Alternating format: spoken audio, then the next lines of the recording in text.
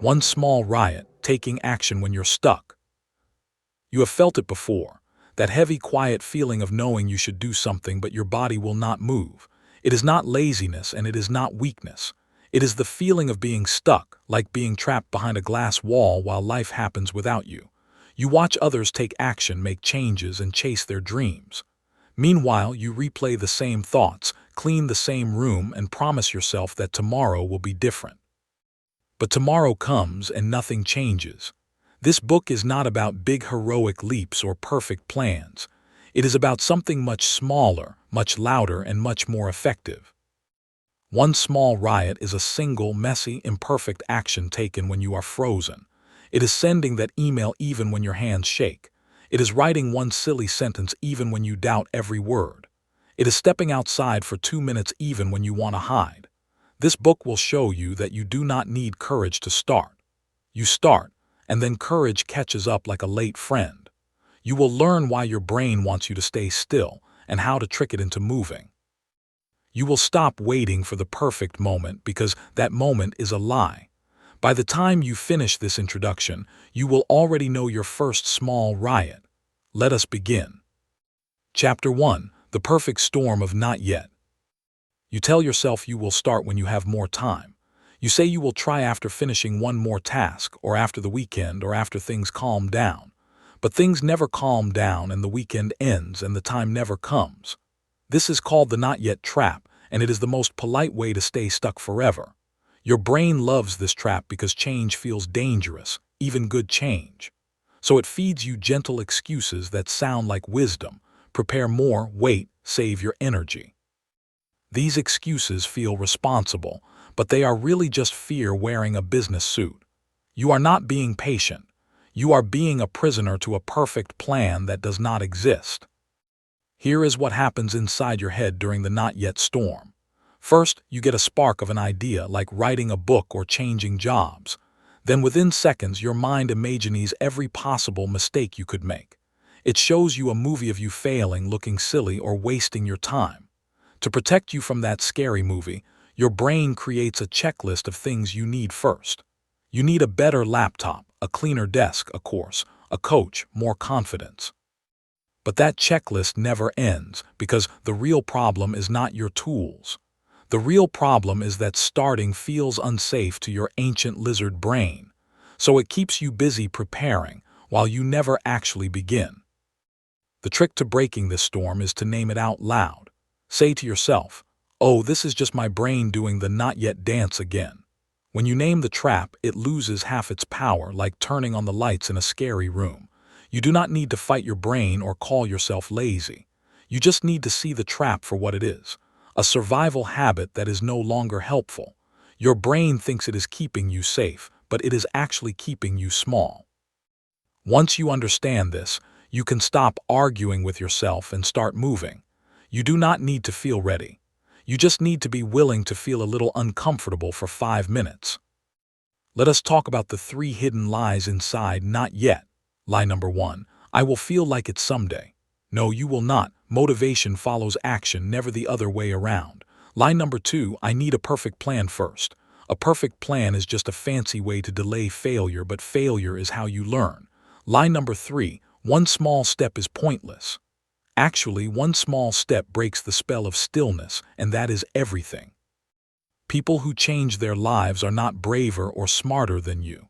They just learn to start before they feel ready, over and over again.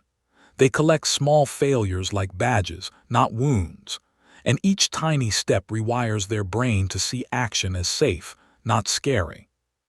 Now here is your first small riot from this chapter. Think of one thing you have been saying not yet to for more than 2 weeks. It can be tiny, like replying to a text or washing one dish. Write that thing down on anything, a napkin, your phone, your hand. Then do not plan it, do not prepare for it, and do not wait for the perfect time. Set a timer for 3 minutes, yes, only 3 minutes, and do the smallest possible version of that thing. If it is exercising, put on your shoes and stand up. If it is writing, type one sentence that makes no sense. If it is cleaning, throw away one single piece of trash. That is your riot, and it is already working. You might finish those 3 minutes and feel nothing special. That is fine because feelings are not the point. The point is that you broke the rule of not yet and acted anyway. Your brain just learned that starting did not kill you, and that is a huge victory. Tomorrow, you will do another tiny riot, maybe 4 minutes this time. Over days and weeks, your brain stops sounding the alarm every time you want to move. You become someone who acts first and feels ready later, which is the secret superpower of unstuck people. So put this book down for 60 seconds and do your 3-minute riot right now. We will wait for you. Welcome to the other side. Chapter 2. Your brain on standby. Have you ever wanted to cry because you could not make yourself do something easy? That is not your fault, and it is not a character flaw. Your brain is actually designed to keep you exactly where you are, even if where you are is miserable. Think of your brain as a worried security guard who hates surprises. Any change, even good change, sets off its alarm bells immediately. So when you try to start a new habit or chase a dream, your brain shouts, "Danger! Stay still." This reaction worked great when you were avoiding hungry tigers thousands of years ago. But today, it activates when you try to send an email or start a hobby. You are not broken. You have a prehistoric brain living in a modern world. This standby mode has 3 main parts that work together to freeze you. First, there is the fear center called the amygdala, which treats uncertainty like a physical threat. Second, there is the habit center, which loves repeating old patterns because they cost less energy. Third, there is the inner voice that repeats old criticisms from parents, teachers, or bullies. When these 3 parts team up, they create a powerful force saying, "Do not move." You feel heavy, tired, foggy, and strangely okay with doing nothing. This is not laziness because lazy feels good and relaxed. Being frozen feels awful and tight, like wearing clothes that are too small. You want to move, but your body will not obey, which is exhausting. The good news is that you can trick this ancient system with a simple tool. Your brain cannot tell the difference between a real action and a very tiny imagined action. So you can fake start to lower the alarm without actually doing the scary thing. For example, open your laptop and touch the keyboard without typing anything. Pick up your guitar and hold it for 10 seconds without playing. Stand in front of the blank page with a pen in your hand. These micro actions send a signal to your brain that says, "We are moving, but no danger yet." After a few seconds, the alarm volume drops from 10 to a 3. Then you can do a real, tiny action like typing 1 word or playing 1 note. You are not fighting your brain. You are gently persuading it. Let us practice this trick right now with something you have been avoiding. Think of the smallest action related to that thing, so small it feels silly. If you need to make a phone call, just pick up your phone and unlock it. If you need to clean a room, touch 1 piece of dust with your finger. If you need to exercise, stand up and sit back down again. That is it, no more than that. Your brain will barely notice, which is exactly what you want. Then pause for 5 seconds and notice how you feel. You will probably feel a tiny crack in the frozen feeling, like ice starting to melt. That crack is your doorway, and you just walked through it without a big fight. Now do the micro action again, but this time add 1 millimeter more. So if you touch the phone, now open the phone app. If you touch the dust, now pick up that 1 item. If you stood up, now take 1 single step. Again, pause and notice. You are proving to your brain that small movement does not equal danger.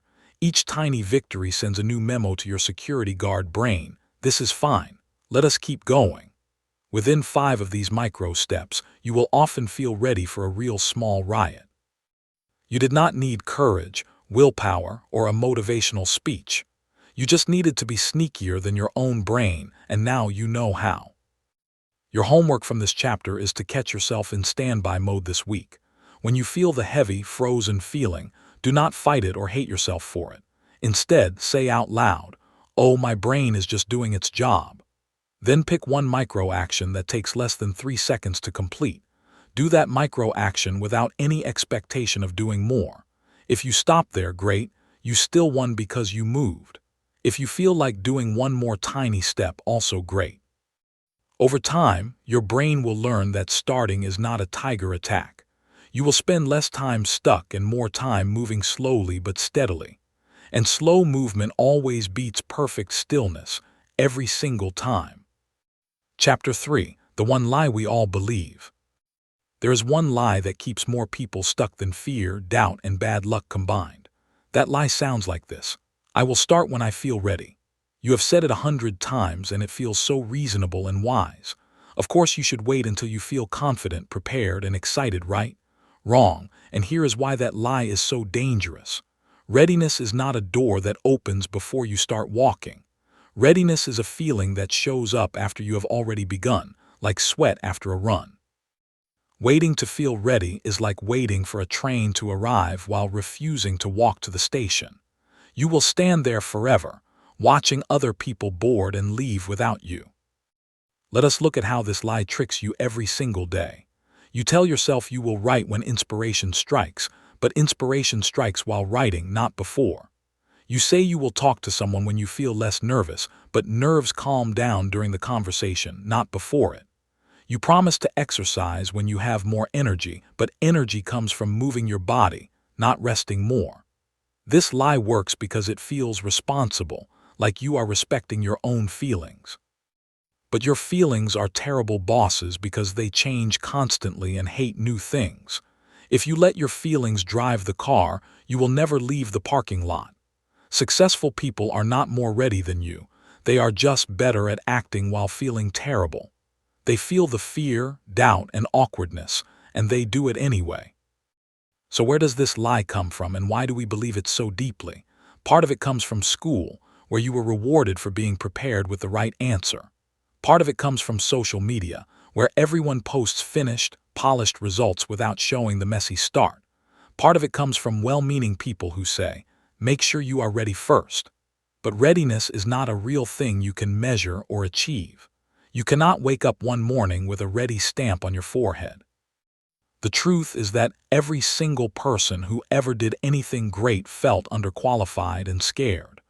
They just did not wait for those feelings to disappear, because those feelings never fully disappear. They learned to carry their fear like a backpack while walking forward anyway. Now let me tell you about the 3-day rule that breaks this lie forever. When you feel the urge to start something new, you have 3 days to take the first tiny action. If you wait longer than 3 days, your brain will build a wall of reasons not to start. Those 3 days are your window of imperfect courage before logic talks you out of it. So on day 1, you do a micro action that takes 30 seconds or less. On day 2, you do a small action that takes 2 minutes, no more. On day 3, you do your first real small riot for 5 minutes. After that, the momentum becomes stronger than the fear, and you are officially moving. This rule works because it respects your fear while not letting it drive the bus. Your first task with this rule is to pick something you have been waiting to feel ready for. It could be starting a hobby, having a hard talk, or applying for a new role. Now ignore every thought that says, but I need to learn more first. Ignore every feeling that says, I'm not the kind of person who does this. Instead, ask yourself one question: what is the tiniest possible action I can take today? That action cannot require any new skills, tools, or courage. It must be something you could do with your eyes half closed while tired. For example, if you want to start a podcast, today you just say the name out loud. If you want to paint, today you just open the drawer where the brushes are. That is your day 1 action, and it is already done. Tomorrow is day 2, so you will add one small layer to that action. Open the drawer and touch one brush. Say the podcast name and record 1 second of silence on your phone. The day after that is day 3, your small riot day. You will do the thing for 5 messy, ugly, imperfect minutes. By then, your brain will have realized that you are not going to die.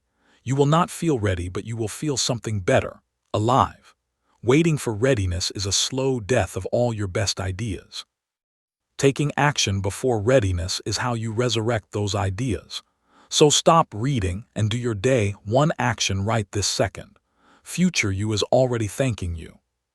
Chapter 4. The 5-Minute Riot.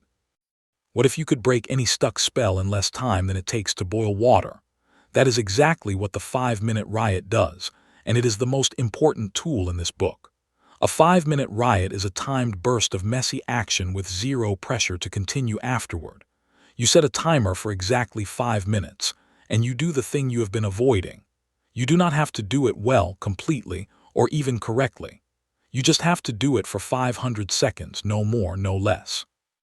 When the timer rings, you stop immediately, even if you are in the middle of a sentence. You do not judge what you did, and you do not demand more from yourself. You simply celebrate that you showed up and moved. Why does 5 minutes work better than an hour or a day? Because 5 minutes is too short for your fear brain to throw a big tantrum. Your brain looks at 5 minutes and thinks, fine, I can survive that.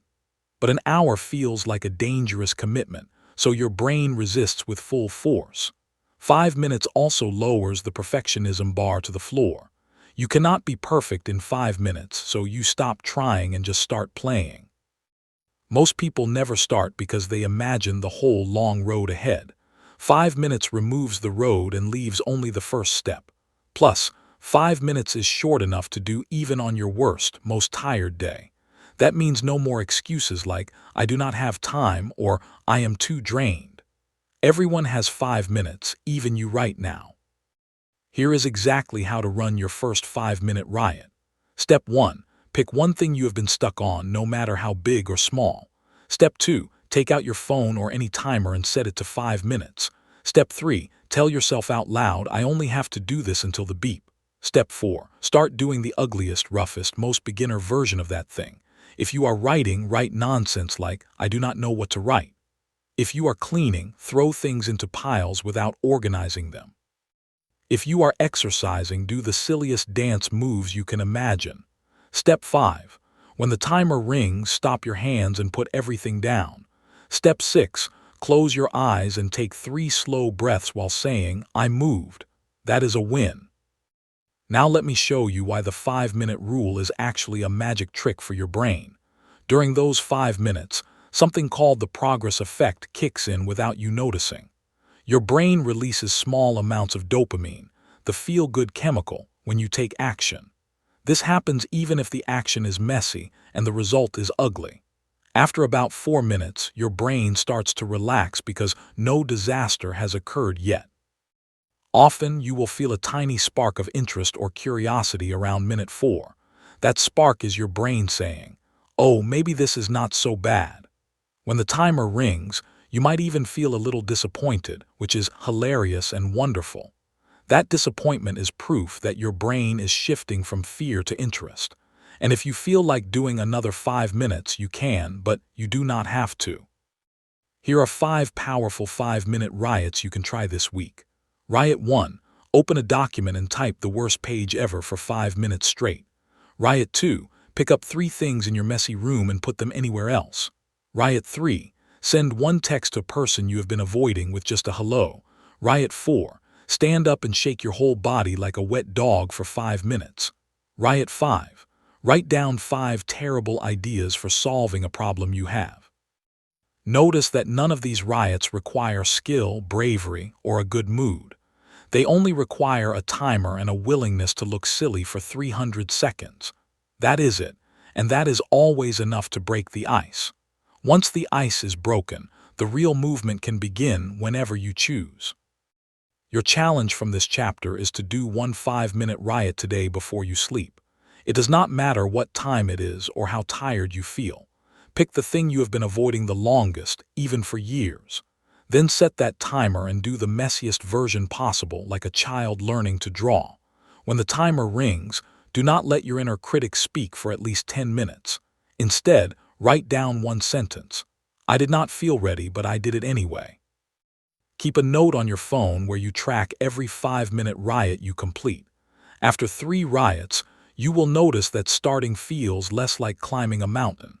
After 10 riots, your brain will start to see action as normal and waiting as strange. Welcome to your new default setting. Chapter 5. Breaking the glass on good enough. There is a silent killer of action that never gets talked about enough, and its name is perfectionism. Perfectionism does not look like a strict boss with a clipboard. Perfectionism looks like a sweet voice saying, let us wait until it is right. It promises that if you just polish a little more, you will finally feel proud and safe. But perfectionism is a liar, and its favorite weapon is the phrase, good enough. You have probably said, it is not good enough to yourself 1,000 times. Each time you said it, you put your dream back on a high shelf out of reach. The truth is that good enough is not a lowering of standards. Good enough is the only door through which finished things actually exit. Let us talk about the difference between excellence and perfectionism because they are not the same. Excellence cares about doing good work and then stopping to rest. Perfectionism cares about avoiding shame and never feels finished. Excellence asks, does this meet the goal? Perfectionism asks, could anyone possibly criticize this? Excellence leads to action, improvement, and eventually mastery over time. Perfectionism leads to hiding, redoing, and eventually quitting before anyone sees. You can be an excellent person who does good enough work that helps people. You cannot be a perfect person who does perfect work, because that person does not exist. Every book you love, every song you sing, every product you buy was made by someone who settled for good enough. Here is a practical way to break the glass of good enough today. Pick a task you have been avoiding because you want it to be great. Now imagine that a close friend did this exact task at a good enough level. Would you judge them harshly or call them a failure? Of course not. You would be proud of them for trying and finishing. Now apply that same kindness to yourself because you are not special in your harshness. Then ask yourself, what is the dumbest, simplest version of this task that still counts as done? If you are writing a report, the dumbest version is 5 bullet points on a napkin. If you are cleaning a room, the dumbest version is moving one pile to a corner. Your goal is not beautiful. Your goal is finished, which is 1,000 times better than perfect and unfinished. The 70% rule is your new best friend for breaking perfectionism. The 70% rule says that you release your work when it is 70% as good as you imagined. Why 70%? Because the last 30% takes 90% of your energy and sanity. That last stretch is where good becomes the enemy of done, and done is what changes your life. A 70% book that exists can help someone today. A 100% book that never gets published helps no one, including you. A 70% conversation that happens can heal a relationship. A perfectly planned conversation that never happens leaves everyone hurt and confused. So your new motto is, release at 70 and improve later if needed. Later might never come, but 70% in hand is worth more than 100% in your head. Let me give you a permission slip that you can read whenever the perfectionism voice speaks. Say this out loud right now. I'm allowed to be a beginner. I'm allowed to look silly. I'm allowed to finish things that are not my best work. Now say this. Good enough is brave enough. Done is beautiful. Finished is freedom. Write these sentences on a sticky note and put it on your screen or mirror. When you catch yourself redoing, tweaking, or delaying, read the note out loud. Then ask, does this extra tweak actually help anyone, or am I just scared? Most of the time, you are just scared, and that is fine, but do not let fear drive. Let good enough drive, because good enough gets you to the next thing. And the next thing is always more important than perfecting the last thing. Your small riot for this chapter is to deliberately do something badly on purpose. Pick a very low-stakes task, like sending a silly email to yourself. Do it as messily as you can, with typos, weird spacing, and incomplete thoughts. Then send it or finish it without fixing a single mistake. Notice what happens in your body when you leave it imperfect. You will feel a strange mix of anxiety and relief, like taking off tight shoes. Do this exercise once a day for 5 days, each time with a slightly more important task. By day 5, you will realize that the world did not end when you were imperfect. In fact, no one even noticed or cared except you. That realization is the key that unlocks the cage of perfectionism forever. Now go be beautifully, bravely, and productively good enough. Chapter 6. Borrowed Bravery. What if you did not need to create bravery from scratch inside yourself? What if you could borrow bravery from outside sources like a library book? That is exactly what borrowed bravery means, and it changes everything for stuck people. Borrowed bravery is using someone else's courage as a temporary boost for your own action. You do not have to feel brave. You just have to act as if you are borrowing their bravery for 5 minutes. Think of it like jump-starting a car with dead batteries using another car's energy. Your bravery battery is low, so you connect it to a stronger source for a moment. That stronger source can be a person, a character, a song, or even your past self. The key is that you do not wait to feel brave. You steal bravery and then act. Here are 5 powerful ways to borrow bravery starting today. First, ask yourself, what would someone braver than me do right now? Then do that exact thing without overthinking. Second, watch a 2-minute clip of a hero from a movie or real life who faced fear.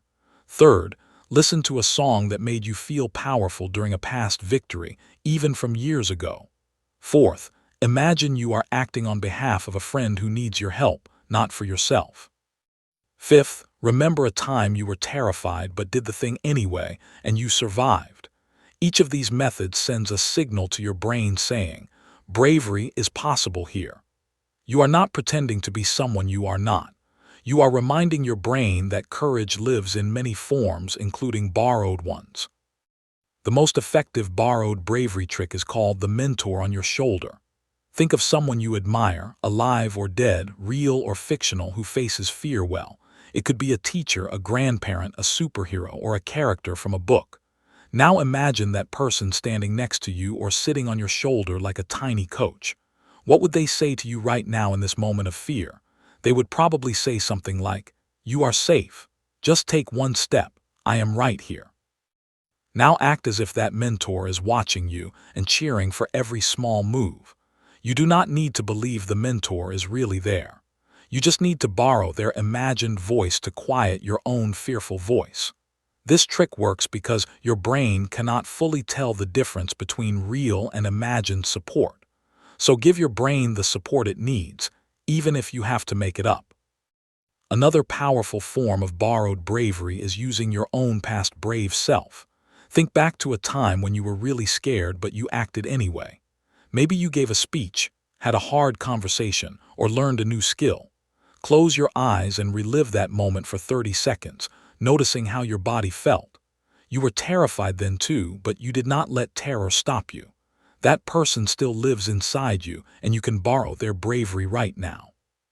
Ask yourself, if that past me could handle that, what can current me handle? The answer is almost always, more than I think. You have a whole history of small braveries that you have forgotten about. Go dig them up and wear them like armor for today's small riot.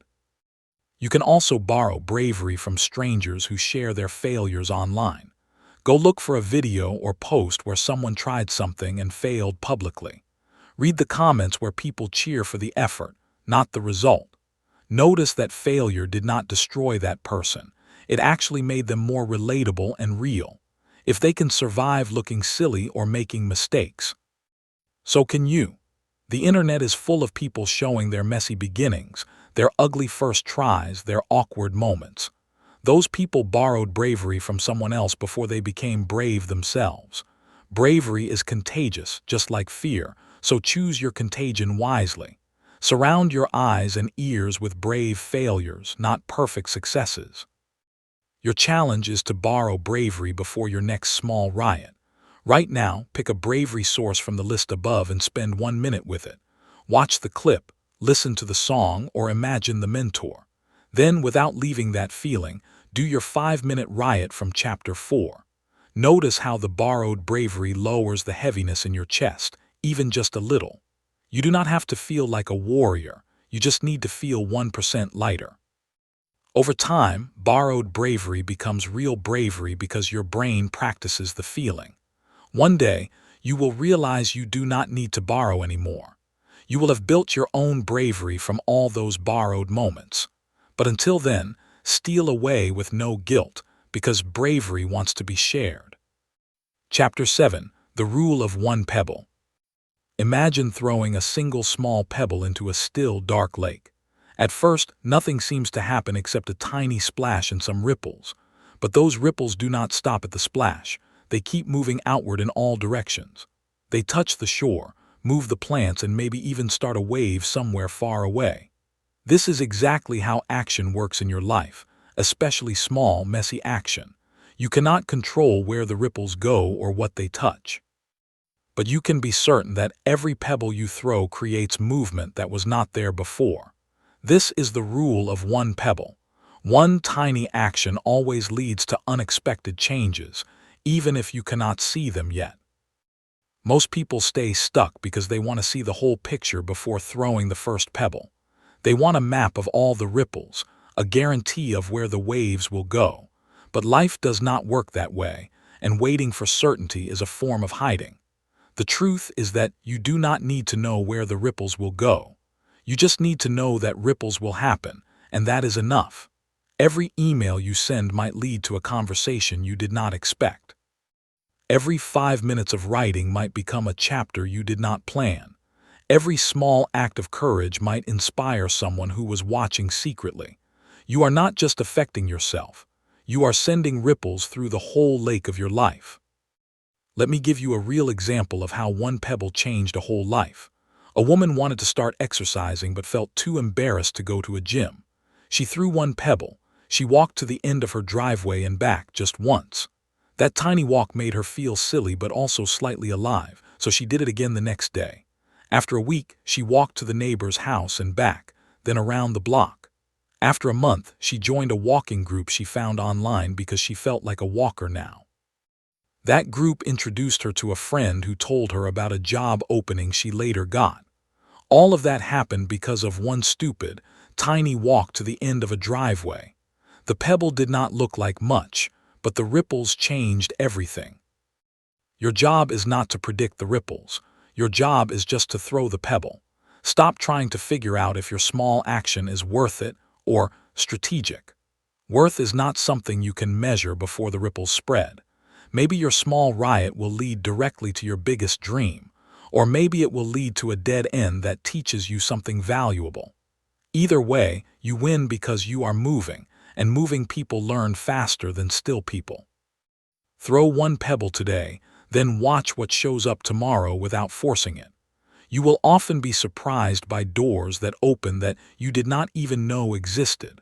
That surprise is the magic that perfectionists and over-planners never get to feel. Here is a fun challenge to experience the rule of one pebble directly. Pick something small you have been wanting to try but thought was pointless. It could be leaving a nice comment on a stranger's post online. It could be waving to a neighbor you never talked to. It could be writing a one-sentence thank you note to an old teacher. Do that tiny thing right now, without expecting any response or result. Then for the next 3 days, pay close attention to anything unusual that happens. Do not force connections or try to prove the ripples exist. Just notice if a random conversation feels warmer, or if an idea pops into your head. You will likely see that one pebble created a small shift in your energy or luck. That shift is real, and it builds on itself with every pebble you throw.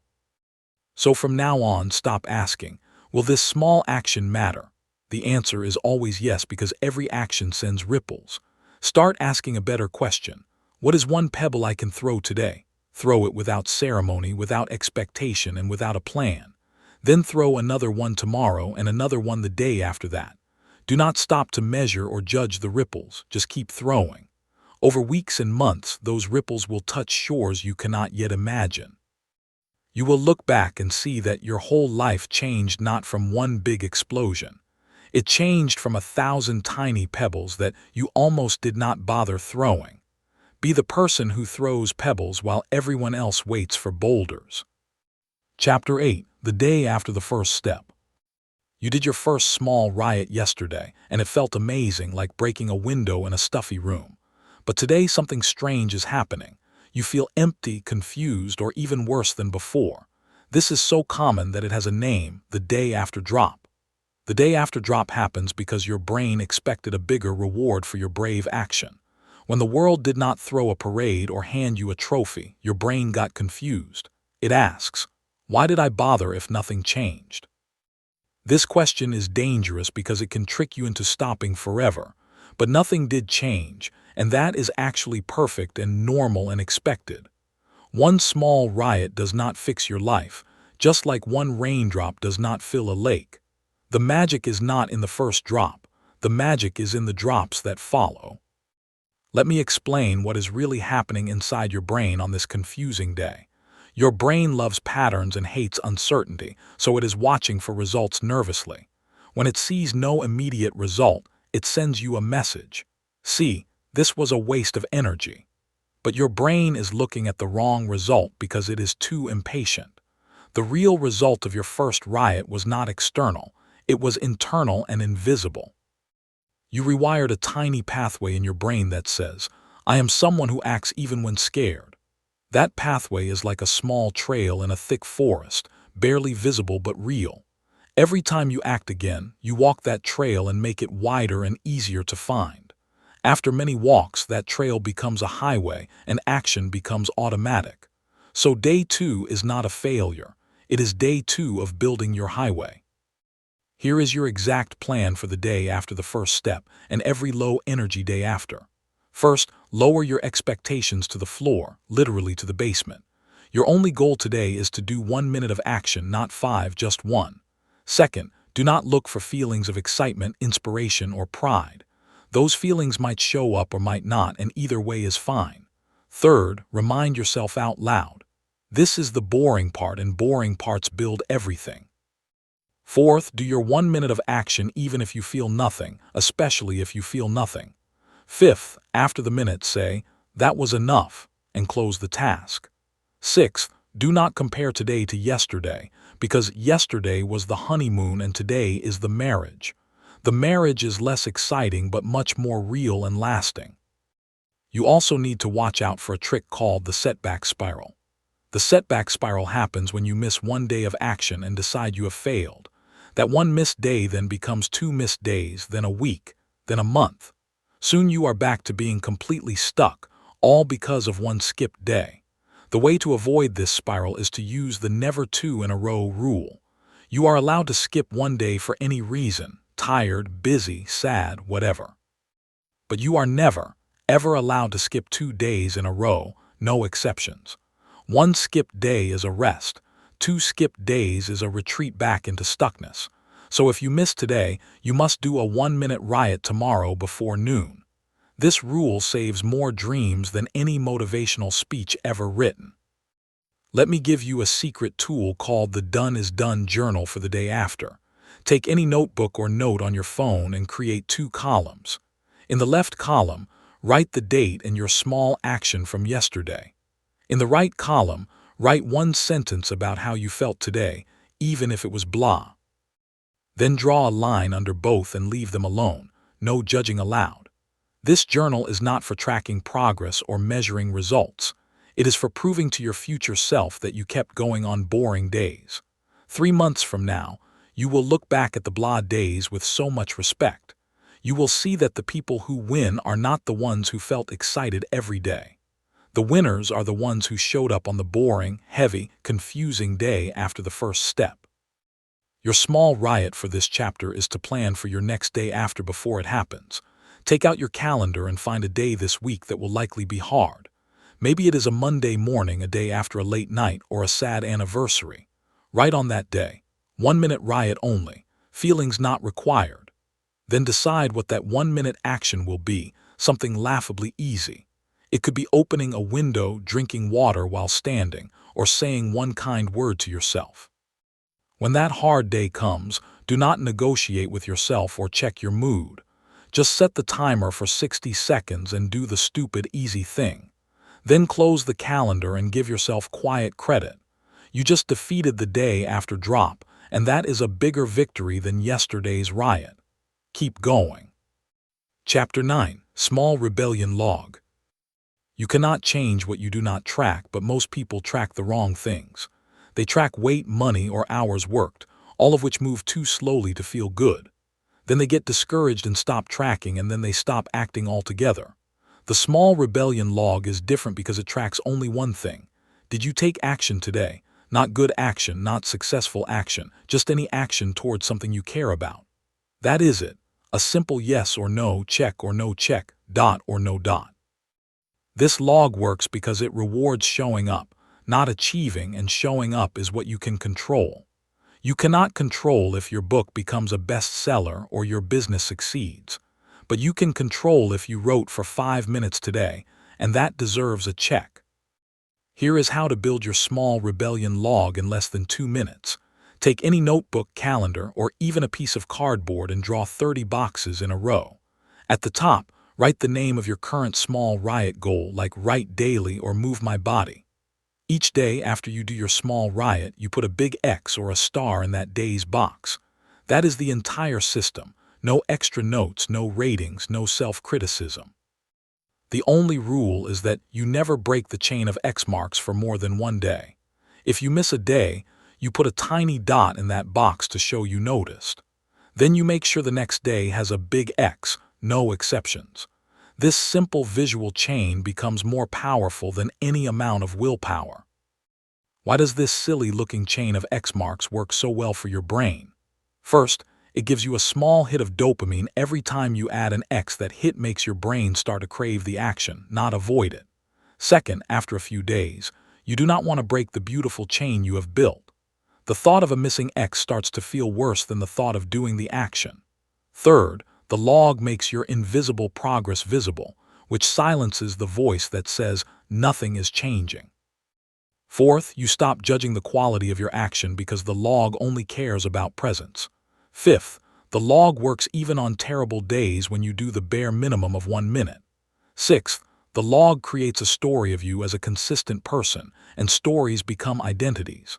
Seventh, your identity then drives your actions without you having to force anything. Eighth, this is exactly how habits are formed, through repetition and tracking, not through motivation. Let me show you 3 different ways to customize your log for different personalities. The minimalist can use a simple wall calendar and a red marker, nothing more. The artist can draw a different small symbol each day, a sun, a leaf, a wave.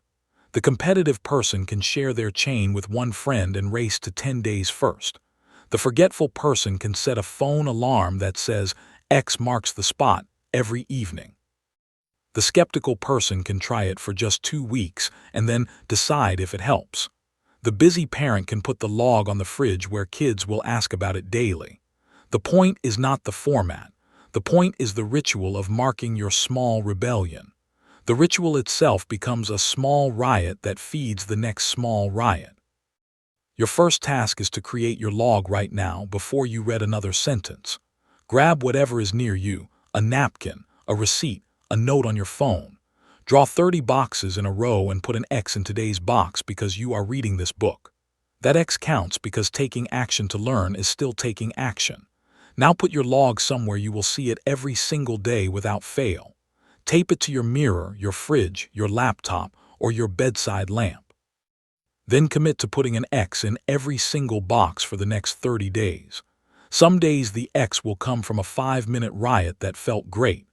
Other days the X will come from a 30-second micro-action that felt pointless. Both X marks are the same size and same color because both count exactly the same. Here is the most important secret about the small rebellion log. After about 2 weeks, you will not need motivation anymore because the log will motivate you. You will do your small riot just to avoid the pain of breaking the chain. That is not cheating. That is how every successful person actually operates. They do not wake up inspired every day. They wake up unwilling to lose their streak. The log turns your identity from someone who tries into someone who does. And someone who does will eventually become someone who achieves, but that part takes care of itself. So stop worrying about results and start worshiping the X. Let the X be your God for the next 30 days and watch what happens. By day 30, you will not recognize the stuck person who started this book. Chapter 10. Find your Co-Rioters. Attempting to change alone is possible, but it is also lonely, hard, and easy to quit.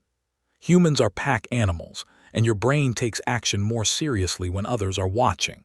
This is not weakness. This is how our species survived for thousands of years. When you try to rebel against your stuck patterns alone, your brain feels unsafe. But when you have one other person who knows what you are trying to do, something shifts. You now have an invisible rope connecting your actions to someone else's awareness. That rope makes you more likely to follow through, even on low motivation days. You do not need a crowd, a team, or a huge support group. You just need one co-rioter, one person who sees your small rebellion and cheers. Finding a co-rioter is easier than you think, and they do not have to be perfect. A co-rioter can be a friend who also wants to get unstuck in some area of life. A co-rioter can be a family member who agrees to ask you one question each day. A co-rioter can be an online stranger in a forum about your goal, like writing or fitness.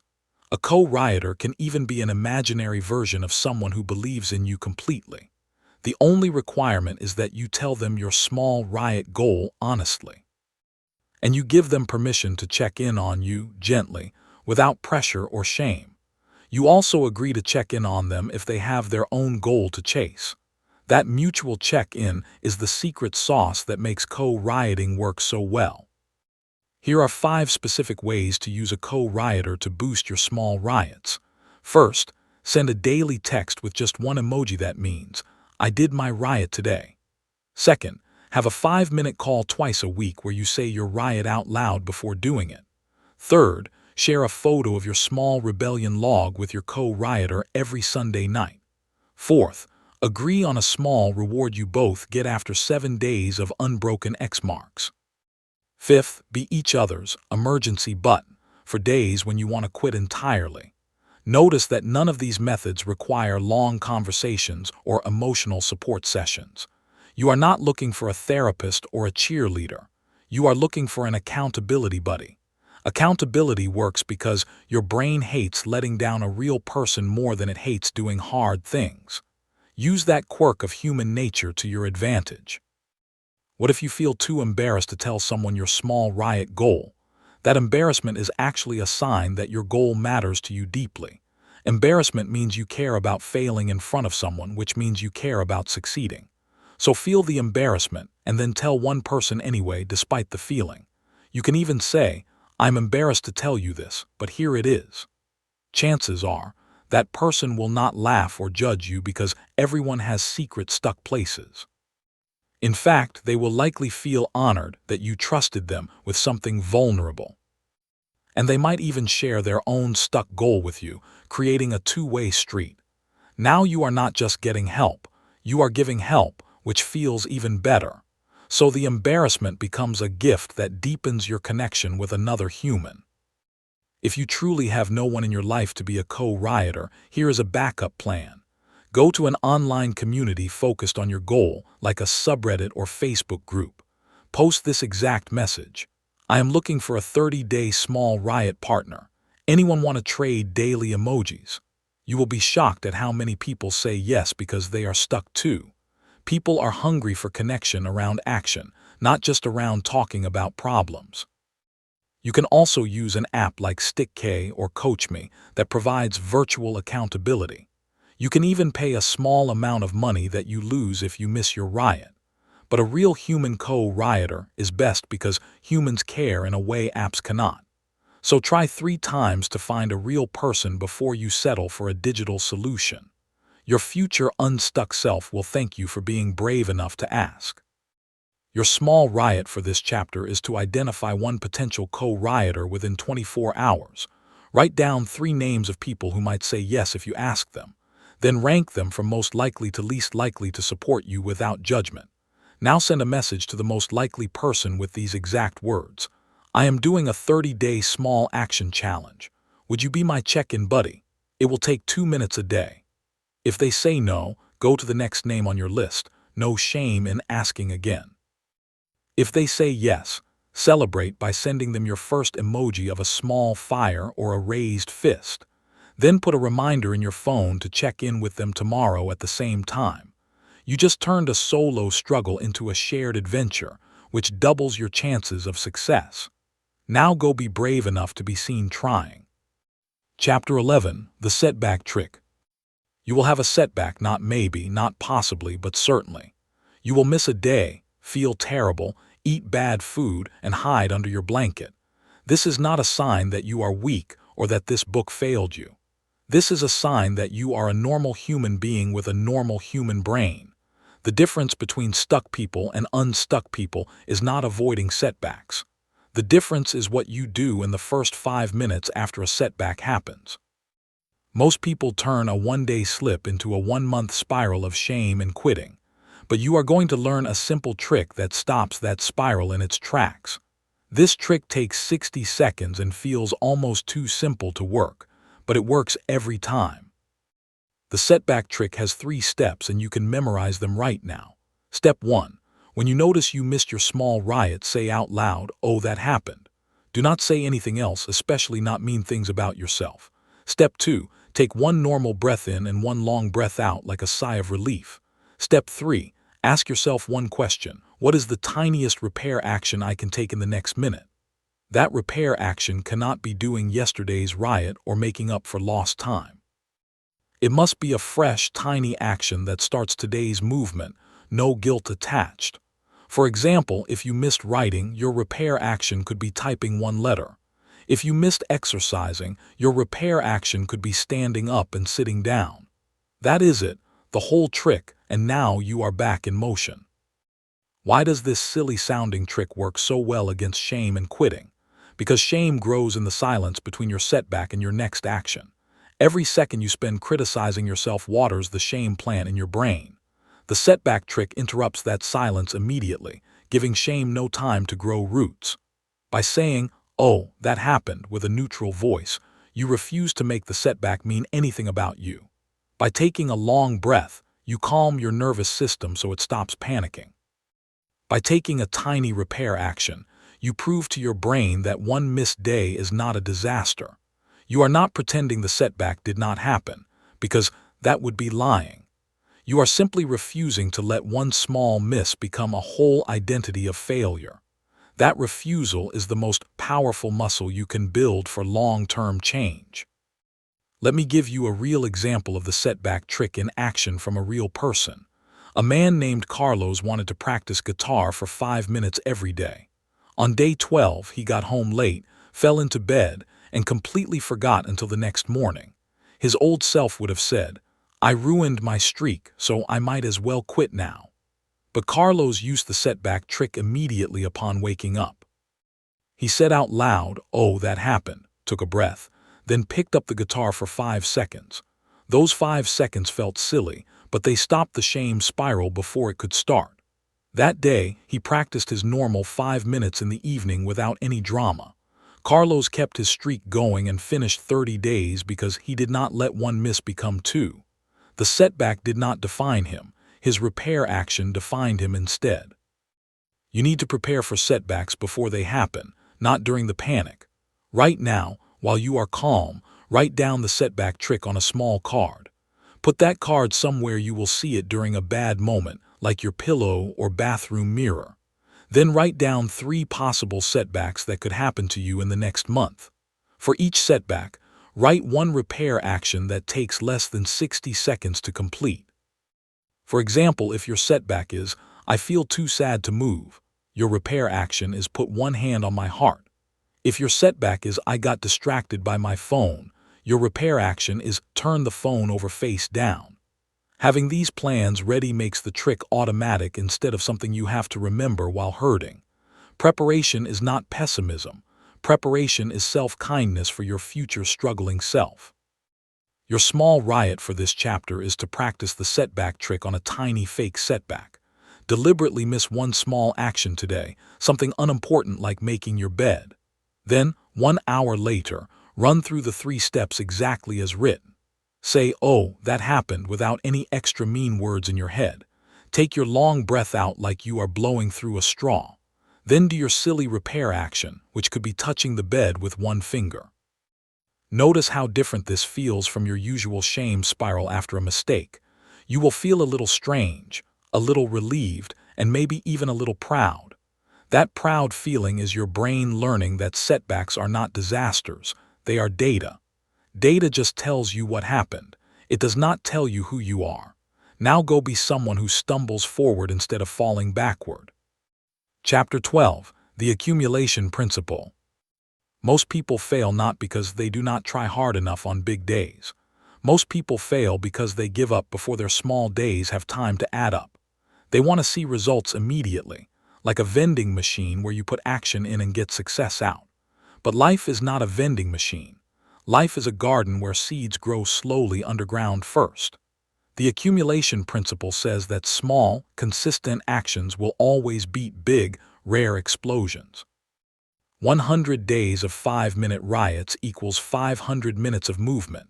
500 minutes of movement is enough to write a short book, learn a song, or get noticeably stronger. But you cannot see the accumulation until it has already happened, which is why people quit too soon. You have to trust that the pile is growing even when you cannot see the top. Let me show you the math of accumulation so you never doubt it again. 1 push-up a day for a year is 365 push-ups. 365 push-ups is more than most people do in 5 years of on and off gym memberships. 1 sentence a day for a year is 365 sentences, which is a short novel. 5 minutes of Spanish practice a day for a year is over 30 hours of learning. 30 hours of anything makes you better than 95% of beginners. But here is the secret that changes everything. The accumulation also builds your identity. After 50 days of small riots, you stop seeing yourself as someone who tries. You start seeing yourself as someone who writes, or moves, or creates, or connects. That identity shift is worth more than any single achievement because it lasts forever. The enemy of accumulation is a voice you know very well called the all or nothing voice. This voice says, if you cannot do it perfectly, do not do it at all. This voice says, 1 minute is pointless, so you might as well watch TV instead. This voice is trying to protect you from the pain of feeling like you are not enough. But this voice is actually stealing your accumulation without you even realizing it. Every time you skip a 1-minute riot because it feels too small, you lose a brick in your wall. And a wall built from many small bricks is the only kind of wall that actually stands. The person who does 1 minute on a busy day is building a much stronger habit than the person who waits for a free hour that never comes. So thank the all or nothing voice for its concern, and then do your 1 minute anyway. Here is a powerful visualization to help you trust accumulation over intensity. Imagine 2 people who want to learn to paint. Person A waits for a free weekend, then paints for 8 hours straight, making a beautiful picture. Then they feel tired and do not paint again for 3 months, losing most of their skill. Person B paints for 10 minutes every single day, making mostly ugly, messy little sketches. After 3 months, Person B has painted for 15 total hours, more than Person A's 8. But more importantly, Person B's brain has rewired to see painting as a daily habit, not a special event. Person B does not need motivation to paint because painting is just what they do after coffee. Person A needs a perfect storm of free time, energy, and inspiration to ever paint again. Which person do you think actually improves and enjoys the process more? The answer is always Person B, the accumulation champion. Your job is to lower your daily riot so low that accumulation becomes automatic. Do not aim for impressive. Aim for laughably, embarrassingly, pathetically small. If you think 1 push-up is small enough, go smaller, do 1/2 push-up. If you think 1 sentence is small enough, go smaller, type 1 letter. When your daily riot feels too small to possibly matter, you have found the perfect size. Because a riot that's small has 0 resistance, meaning you will do it even on terrible days. And doing it on terrible days is what builds the accumulation that changes your life. The big days feel great, but they are just the decorations on the cake.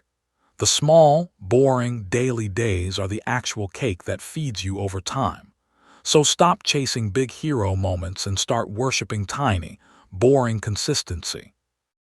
Your small riot for this chapter is to find your ridiculously small daily version of your goal. Take whatever you have been avoiding and cut it down until it makes you almost laugh. If you want to run, your ridiculous version is putting on your running shoes and taking them off. If you want to save money, your ridiculous version is moving $1 to a savings jar. If you want to meditate, your ridiculous version is closing your eyes for 3 seconds.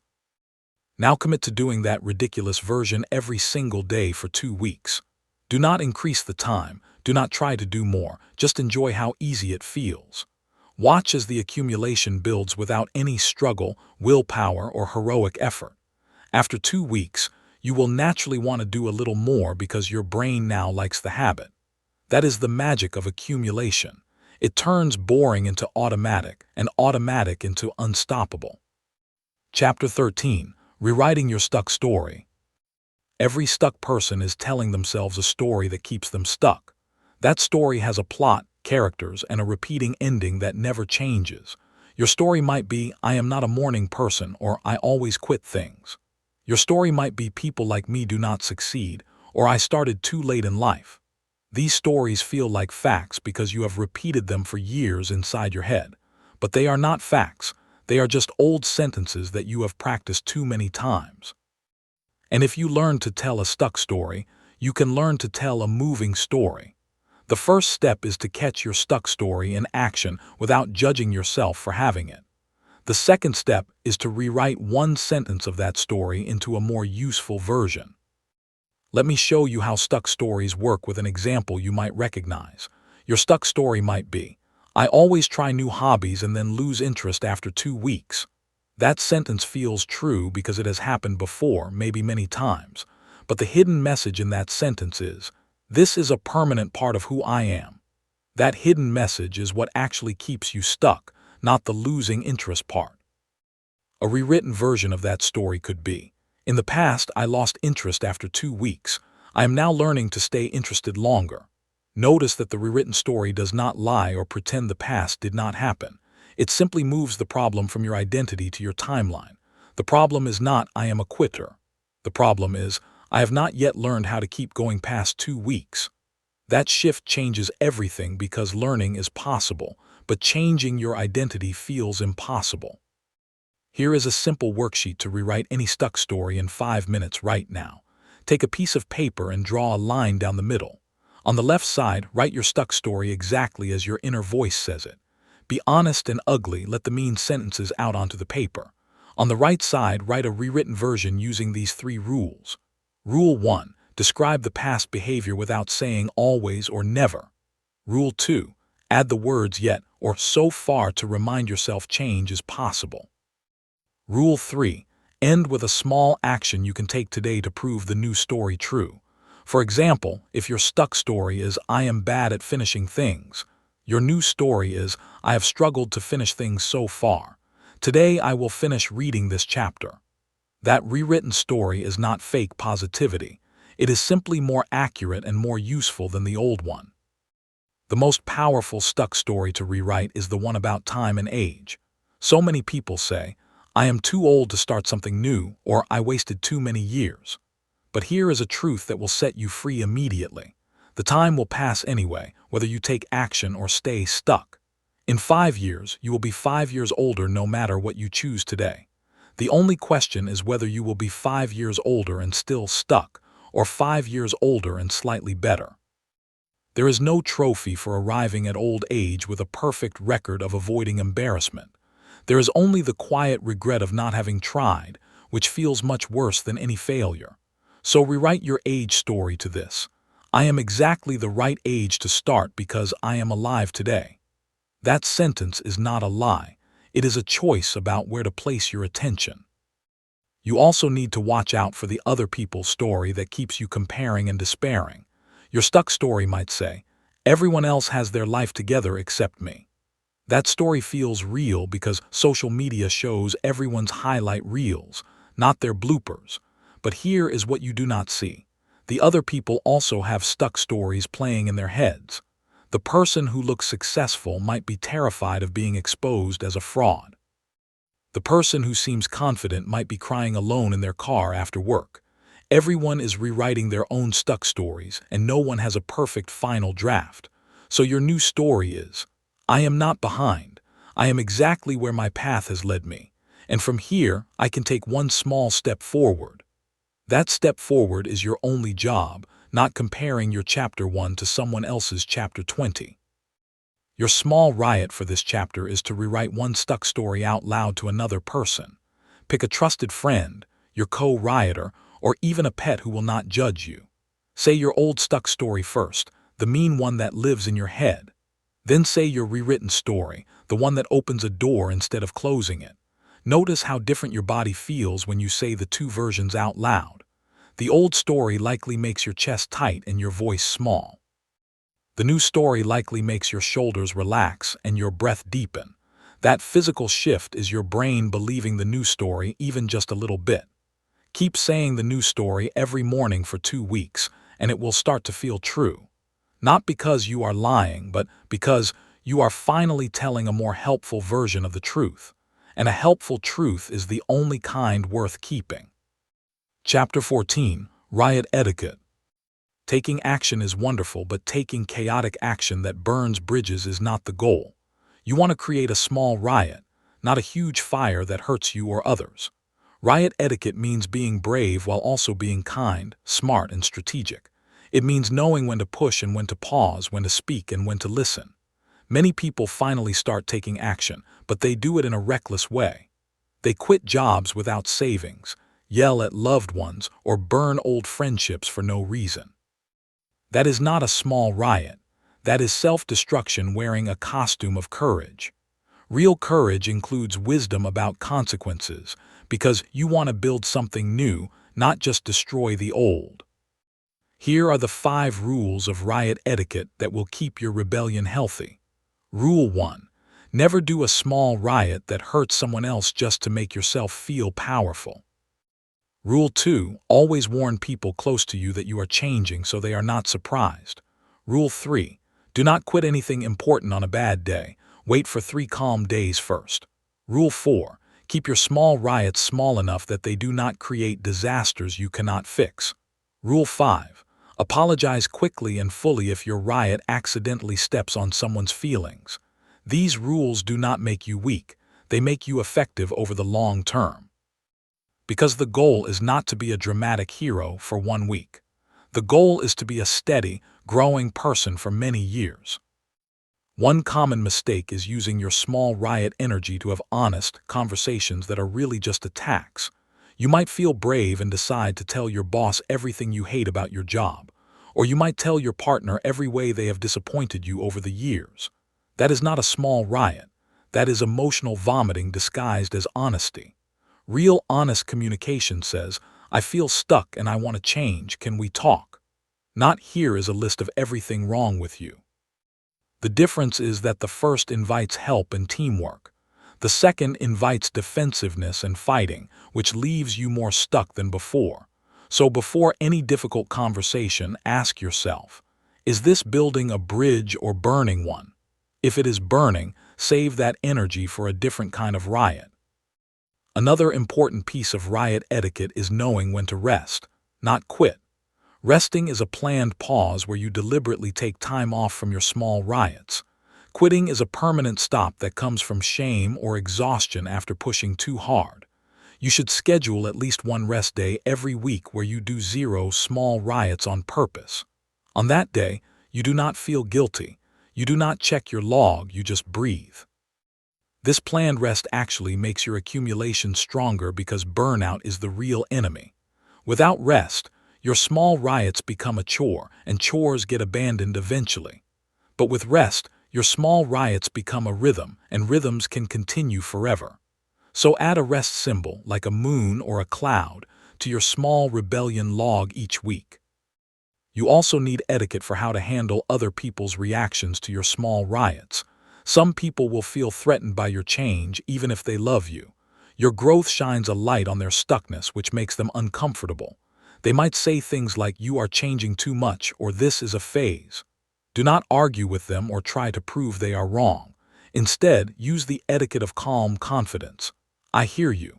This matters to me and I am going to keep trying. You do not need their permission, but you also do not need to fight them. Keep your small riots quiet if you need to, hidden from people who cannot support you yet.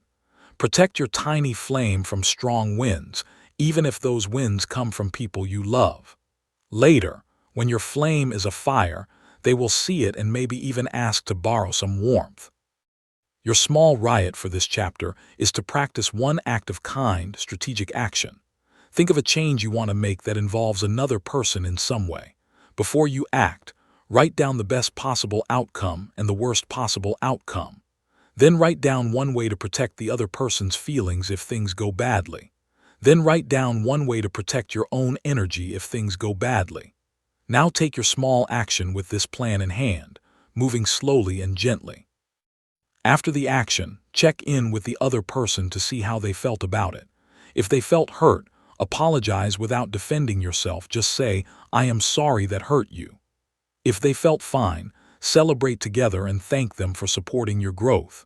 You have now taken a small riot that builds connection instead of breaking it. That is the highest level of courage, and you just reached it. Chapter 15. The One Small Riot That Changed Everything. This chapter is a collection of real stories from people who used one small riot to change their lives. None of these people were special, gifted, or born with unusual courage. They were just stuck like you, until one tiny action broke the spell. Their stories will show you that the size of the riot does not matter at all. What matters is that they threw one pebble and then kept throwing more pebbles after that. Read these stories whenever you doubt that small actions can lead to big changes. Let their ordinary bravery become your borrowed bravery for your own journey. Every name has been changed, but every story is completely true. First, meet Priya, who felt too scared to speak in meetings at her new job. Her small riot was to raise her hand and say, "I agree with that point," once per meeting. That sentence took 2 seconds and felt embarrassingly small to her. But after 2 weeks of saying, "I agree," she felt brave enough to add one new idea. After a month, she was leading a small project that her boss noticed and praised. Priya did not become a different person. She just became a person who practiced speaking in tiny doses. That one small riot of "I agree" changed her entire career trajectory without a big speech. She still feels nervous sometimes, but now she knows nerves are just part of her process.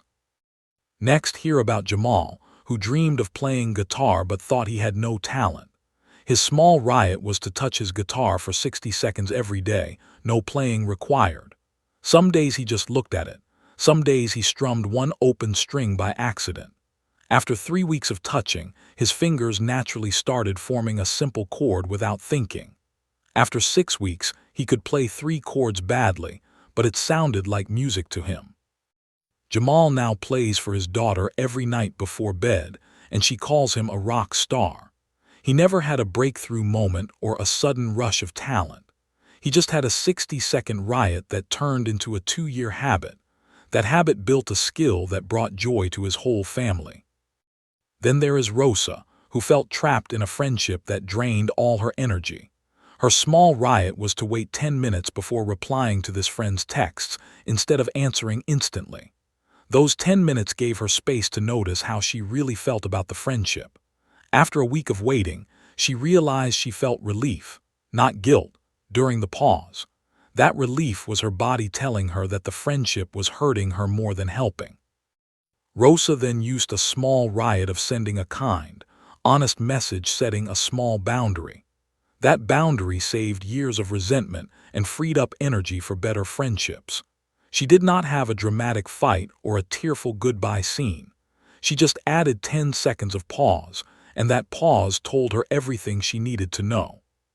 Finally, consider Marcus, who wanted to write a book but had not written a word in 10 years. His small riot was to open a document and type, "I have nothing to say," 100 times. That ridiculous exercise took 5 minutes and produced 0 actual book content. But it broke the terror of the blank page because he had written something, anything. The next day he typed, "Maybe I could write about that one time," and then kept going.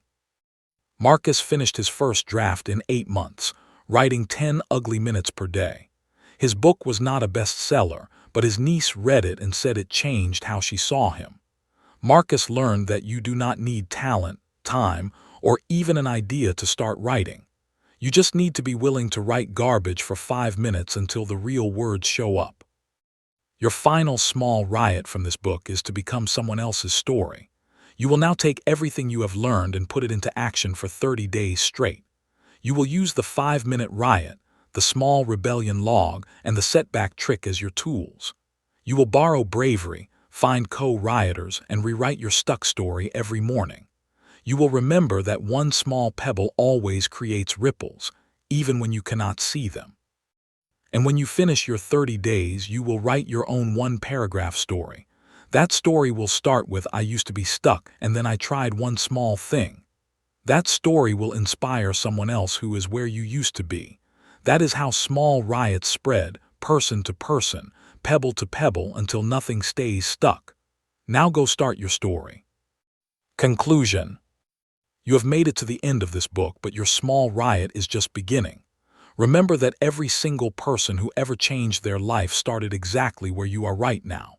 They did not have more willpower, better genes, or a lucky break that you missed. They simply decided that being stuck hurt more than taking a messy, tiny action. And then they took that action, and then another, until the ripples became waves.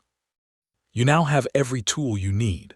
The 5-minute timer, the borrowed Bravery, the co-rioter, the setback trick, the accumulation mindset. The only thing left is to throw your first pebble today, not tomorrow. Not Monday, not when you feel ready. Throw it now, even if it is the silliest, smallest, most ridiculous action you can imagine. Here is your final dare, and it is the most important sentence in this book. Go do one small riot right now, before you close these pages or put this book down. It can be sending a text, writing one word, standing up, or even just taking a deep breath with intention. Then come back to this page and put your hand over the words you just read. Feel your heartbeat, and know that you are no longer someone who waits. You are now someone who acts, someone who ripples, someone who starts before they are ready. Welcome to the other side of stuck, where the air is fresher and the mistakes are just data. Keep your small rebellion log, keep your co-rioter close, and keep throwing pebbles every single day. One day soon, you will look back at this moment and realize that this tiny riot changed everything. That day is coming, and it starts with the next breath you take. Go be your own small riot.